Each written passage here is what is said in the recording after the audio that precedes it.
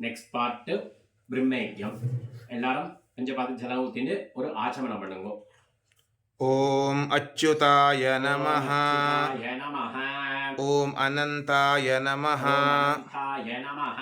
ஓம் கோவிந்தாய நமஹ. கோவிந்தாய நமஹ. கேசவ நாராயண மாதவ கோவிந்த விஷ்ணு மதுசூதன திரிவிக்ரம வாமன ஸ்ரீதர ரிஷிகேஷ பத்மநாப தாமோதர. பிரம்மயஜ்யத்துக்கு பவித்திரம் கிடையாது, அப்படியே குட்டிக்கோங்க. சுக்லாம்பரதரம் விஷ்ணும் சசிவர்ணம் சதுர்புஜம் பிரசன்ன வதனம் த்யாயேத் சர்வவிக்ன உபசாந்தயே. பிராணாயாமம் பண்ணுங்க. ஓம் பூஹ ஓம் புவஹ ஓம் சுவஹ ஓம் மஹஹ ஓம் ஜனஹ ஓம் தபஹ ஓம் சத்யம் ஓம் தத்சவிதுர்வரேண்யம் भर्गो देवस्य धीमहि धियो यो नः प्रचोदयात्. ओमापः ज्योतिरसः अमृतं ब्रह्म भूर्भुवः सुवरोम्. காலை தொட்டுட்டு இடதுக்கு கீழே வலதுக்கு மேல வச்சுக்கோங்க. மமோபாத்த சமஸ்த துரித க்ஷயத்வாரா ஸ்ரீ பரமேஸ்வர பிரீத்யர்த்தம் பிரம்மயஜ்ஞம் கரிஷ்யே. பிரம்மயஜ்ஞேன யக்ஷ்யே. எல்லாரும் கையை தொட்டு கை வாஷ் பண்ணிக்கோங்க. மறுபடியும் கை அதே மாதிரி வச்சுக்கோங்க, இல்ல பிரார்த்தனை பண்ணிக்கோங்க. வித்யுதசி வித்யமே பாப்மானம் அமிர்தாத் சத்யம் உபைமி. ஓம் பூஹ தத்சவிதுः வரேண்யம் ஓம் புவஹ भर्गो देवस्य धीमहि ओम सुवः धियो यो नः प्रचोदयात्. ओम भूः तत्सवितुः वरेण्यं भर्गो देवस्य धीमहि ओम भुवः धियो यो नः प्रचोदयात्. ओम सुवः तत्सवितुः वरेण्यं भर्गो देवस्य धीमहि धियो यो नः प्रचोदयात्. हरिः ओम हरिः ओम.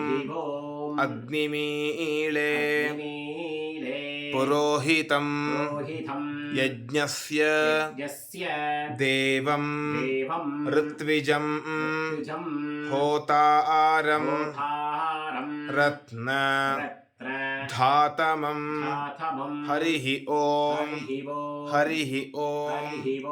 इषेत्वा ऊर्जेत्वा वायवस्थो उपायवस्थ देवो वः सविता प्रार्पयतु श्रेष्ठतमाय कर्मणे. हरिः ओम हरिः ओम.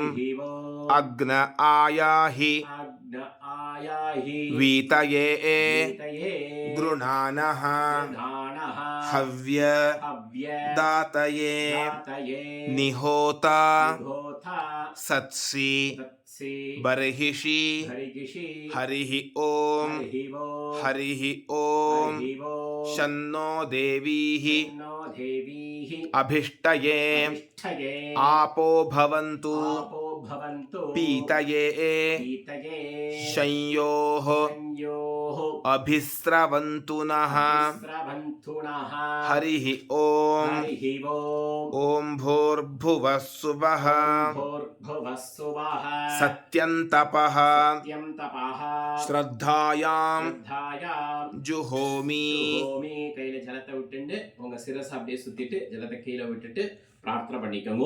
ॐ नमो ब्रह्मणे நமோ பிரம்மணே नमो अस्तु அஸ்து अग्नये அக்னயே नमः पृथिव्यै நமः नमः நமः ओषधीभ्यः ஓஷதீभ्यः नमो वाचे வாசே नमो वाचस्पतये நமோ வாசஸ்பதயே नमो विष्णवे நமோ விஷ்ணவே बृहते பிருகதே करोमि கரோமி ॐ नमो ब्रह्मणे நமோ பிரம்மணே नमो अस्तु நமோ அஸ்து अग्नये அக்னயே नमः पृथिव्यै நமः பிரதிभ्यै नमः நமः ओषधीभ्यः ஓஷதீभ्यः नमो वाचे நமோ வாசே नमो वाचस्पतये நமோ வாசஸ்பதயே नमो विष्णवे நமோ விஷ்ணவே बृहते பிருகதே करोमि கரோமி ॐ नमो ब्रह्मणे நமோ பிரம்மணே नमो अस्तु நமோ அஸ்து अग्नये அக்னயே नमः நமः पृथिव्यै பிரதிभ्यै नमः நமः ओषधीभ्यः ஓஷதீभ्यः नमो वाचे வாசே नमो वाचस्पतये நமோ வாசஸ்பதயே नमो विष्णवे நமோ விஷ்ணவே बृहते பிருகதே करोमि கரோமி वृष्टिरसि வாஷ் பண்ணிக்கோங்க. விஷ்டிரசி वृश्च मे சமே पाप्मानम् பாப்மானம் अमृतात् அமிர்தாத் सत्यम् சத்யம் उपागाम् உபாகாம். எல்லாரும் பூணல் மாலையா பூல சரியா போட்டுருப்பேன். பூல மட்டும் பிடிச்சிருந்து தர்ப்பணம் பண்ணணும். देव ऋषि தேவ ரிஷி तर्पणम् தர்ப்பணம் करिष्ये கரிஷ்யே. देव ऋषि தேவ ரிஷி पितृतर्पणम् தர்ப்பணம் करिष्ये அப்பா இருக்கிறவா தேவரிஷி தர்ப்பணம் அப்படின்னு சொல்லிக்கணும். அப்பா இல்லவா தேவரிஷி பிது தர்ப்பணம் அப்படின்னு சொல்லிக்கணும். இப்போ ஆரம்பம்.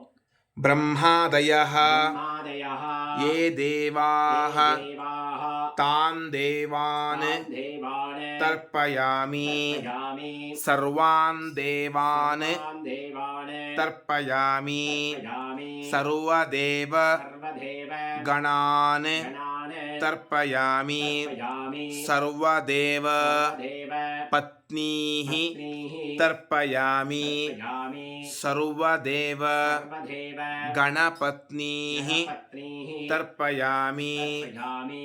எல்லாரும் பூணுல மாலையா போட்டுண்டு பெரியவா சின்னவா எல்லாரும் பூண மாலையா போட்டு பூணுல பிடிச்சுன்னு பண்ணணும்.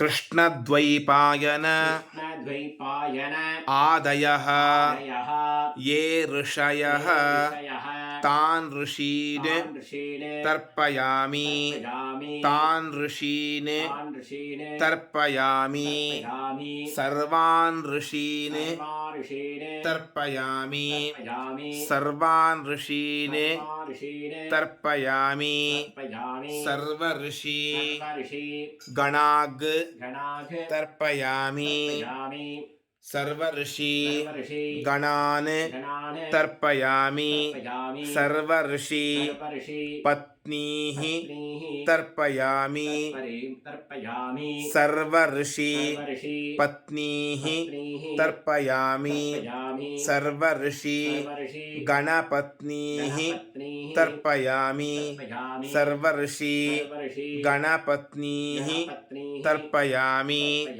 प्रजापतिं काण्डऋषीन् तर्पयामि प्रजापतिं काण्डऋषीन् तर्पयामि सोमं काण्डऋषीन् तर्पयामि सोमं काण्डऋषीन् तर्पयामि अग्निं काण्डऋषीन् तर्पयामि अग्निं काण्डऋषीन् तर्पयामि विश्वान् देवान् काण्डऋषीन् तर्पयामि विश्वान् देवान् काण्डऋषीन् तर्पयामि सागुंहितीः देवताः उपनिषदः तर्पयामि सागुंहितीः देवताः उपनिषदः तर्पयामि याज्ञिकीः देवताः उपनिषदः तर्पयामि याज्ञिकीः देवताः उपनिषदः तर्पयामि वारुणीः देवताः उपनिषदः तर्पयामि वारुणीः देवताः उपनिषदः तर्पयामि हव्यवाहं तर्पयामि ब्रह्माणं स्वयंभुवं तर्पयामि ब्रह्माणं स्वयंभुवं तर्पयामि विश्वान् देवान् काण्डऋषीन् तर्पयामि विश्वान् देवान् काण्डऋषीन् तर्पयामि अरुणान् काण्डऋषीन् तर्पयामि अरुणान् काण्डऋषीन् तर्पयामि सदसस्पतिं तर्पयामि सदसस्पतिं तर्पयामि ऋग्वेदं तर्पयामि ऋग्वेदं तर्पयामि यजुर्वेदं तर्पयामि यजुर्वेदं तर्पयामि सामवेदं तर्पयामि सामवेदं तर्पयामि अथर्ववेदं तर्पयामि अथर्ववेदं तर्पयामि इतिहास पुराणं तर्पयामि इतिहास पुराणं तर्पयामि कल्पं तर्पयामि कल्पं तर्पयामि அப்பா இருக்கிறவா பூடலை சரியா போட்டுக்கோங்க. அப்பா இல்லாதவா பூடலை இடம் பண்ணிட்டு மறிச்சு விடுங்கோ. பூடலை பிடிச்சுக்க வேண்டாம். सोमः पितृमान् यमः आङ्गिरस्वान् अग्निः कव्यवाहन आदयः ये पितरः तान् पितॄन् तर्पयामि तान् पितॄन् तर्पयामि तान् पितॄन् तर्पयामि सर्वान् पितॄन् तर्पयामि सर्वान् पितॄन् तर्पयामि सर्वान् पितॄन् तर्पयामि सर्वपितृगणान् तर्पयामि सर्वपितृगणान् तर्पयामि सर्वपितृपत्नीः तर्पयामि सर्वपितृपत्नीः तर्पयामि सर्वपितृगणपत्नीः तर्पयामि सर्वपितृगणपत्नीः तर्पयामि सर्वपितृगणपत्नीः तर्पयामि ऊर्जं वहन्तीः अमृतं घृतं पयः कीलालं परिश्रुतं स्वधास्थ तर्पयत मे देवर्षि पितॄन् तृप्यत திருப்யத, तृप्यत திருப்யத, तृप्यत திருப்யதா. எல்லாம் ஜலத்தை தாம்பாளத்தில் ஊற்றிடுங்க. ஊற்றிட்டு வேற ஜலம் எடுத்துட்டு பூனலை சரியா போட்டுட்டு ஒரு ஆச்சமனம் பண்ணிக்கோங்க. अच्युताय नमः நமஹ, ॐ अनन्ताय नमः நமஹ, ॐ गोविन्दाय नमः ஆய நமஹ, केशव नारायण माधव गोविन्द विष्णु मधुसूदन त्रिविक्रम वामन श्रीधर ऋषिकेश पद्मनाभ दामोदर இது பிரம்மயஜ்யம் முடிஞ்சது. அதுக்கடுத்து சமிதாதானம் பண்றவா அது சமிதாதானம் ஒரு லிங்க் அனுப்புகிறோம். அதை பார்த்து பிரம்மச்சாரிகள் சமிதாதானம் பார்த்து பண்ணிக்கலாம். தலா ஆவணி ஆவட்டக்காரவா அது பண்ணணும். எல்லா பிரம்மச்சாரிகளும் சமிதாதானம் பண்ணித்தான் ஆகணும். சமிதாதானம் முடிஞ்ச உடனே மகா சங்கல்பம் உங்களுக்கு அடுத்து மகா சங்கல்பம் அனுப்புகிறோம்.